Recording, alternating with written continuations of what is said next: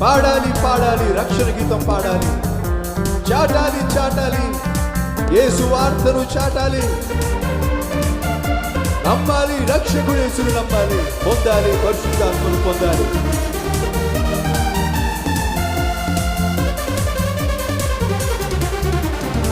పాడాలి పాడాలి, రక్షణ గీతం పాడాలి, పాడాలి పాడాలి,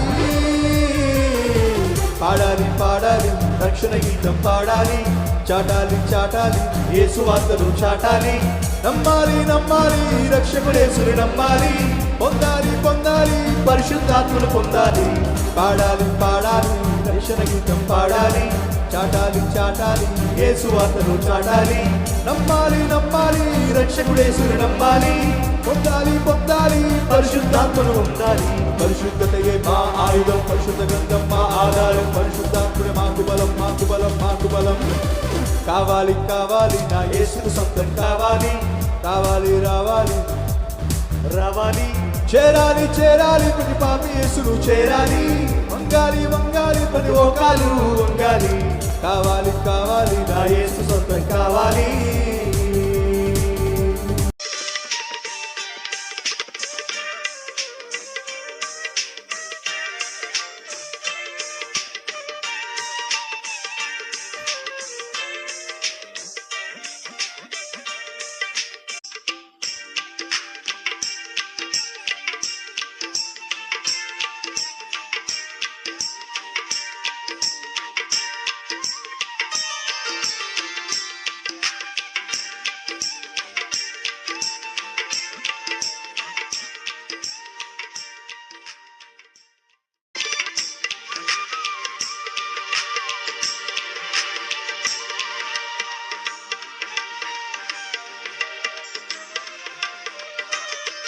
అంటే కష్టాలకు శ్రమలకు సాదృశ్యం. ఆధ్యాత్మిక జీవితంలో నువ్వు దేవుణ్ణి ప్రేమిస్తూ ముందుకు సాగుతున్నప్పుడు కొన్ని సందర్భాల్లో దేవుడు తన స్వరూపంలోనికి నిన్ను మార్చుకోవడానికి, మలుచుకోవడానికి శ్రమలను అనుమతిస్తాడు. శ్రమలు సాధారణంగా మనకు మేలు చేస్తాయి అంటారా, కీడు చేస్తాయి అంటారా? గట్టిగా చెప్పాలి. శ్రమలు మనకు మేలే చేస్తాయి, కష్టాలు మనకు మేలే చేస్తాయి. కానీ వాస్తవంగా మనం కష్టాలు ఇష్టపడం, శ్రమలను ఇష్టపడం. ఎందుకంటే మనం విజయాన్నే ఇష్టపడతాం, సౌఖ్యాన్నే ఇష్టపడతాం. కానీ మీరు జాగ్రత్తగా పరిశీలన చేయండి. ద్రాక్షాలు చాలా నిగనిగలాడుతూ ఉంటాయి. అవి మీకు రసంగా మారాలంటే ఏం కావాలో చెప్పండి? అవి ఆకారాన్ని పోగొట్టుకోవాలి. చెరుకు గడలు భలే ఉంటాయి కదండి. కానీ అవి మీకు చెరుకు రసాన్ని ఇవ్వాలంటే అవి పిప్పిగా నలిపివేయబడాలి. ఆలోచన చేయండి. భూమి మీకు పంటనివ్వాలంటే ఆ భూమిని ఏం చేయాలి చెప్పండి? దున్నేసేయాలి. సరే, మీ చేతిలో ఐసిగడ్డ ఉంది.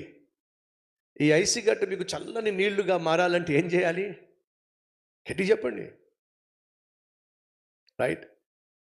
మీరు మసాలాలు కావాలనుకోండి, ఏం చేయాలి? నూరాలా వద్దా?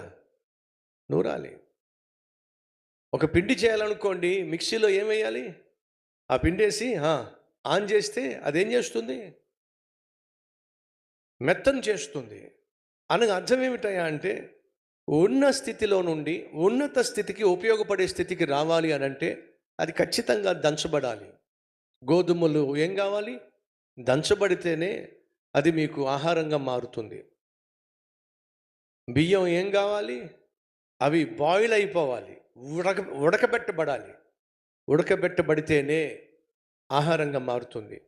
అనగా నువ్వు నేను పనికొచ్చే పాత్రలుగా దేవుని చేతిలో వాడబడాలంటే దేవుడు నీ జీవితంలో, నా జీవితంలో కొన్ని శ్రమలు అనుమతిస్తాడు, కష్టాలు అనుమతిస్తాడు, ఆకలి మంటలు అనుమతిస్తాడు, ఆర్థిక సమస్యలు అనుమతిస్తాడు, అపజయాన్ని అనుమతిస్తాడు, అవమానాన్ని అనుమతిస్తాడు. సో జీవితంలో మర్చిపోకండి,